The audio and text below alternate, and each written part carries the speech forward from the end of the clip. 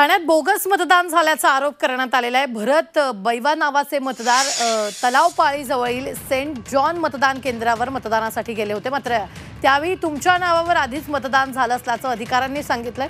दुसरीकडे ठाण्यात बोगस मतदान झाल्याचा आरोप राजन विचारेंनी केलाय। मुख्यमंत्र्यांच्या ठाण्यातच बोगस मतदानाचा आरोप झाल्यानं चर्चांना उधाण आलंय।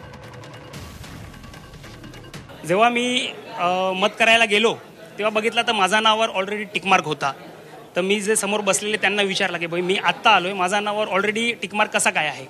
मग त्यांनी सांगितलं की हा नावाचा ऑलरेडी वोटिंग झालेला आहे। मी बोललो डॉक्युमेंट दाखवले, माझे पॅन कार्ड, आधार कार्ड, इलेक्शन कार्ड। जेव्हा मी आत्ता आलो आहे तर माझा नावाचा वोट झाला कसा काय। मग ते लोकांनी मला दाखवला कोण वोट करून गेला त्याचा, की सेम नावाचा झाला आहे। मी बोललो ठीक आहे, मला पुरावा द्या।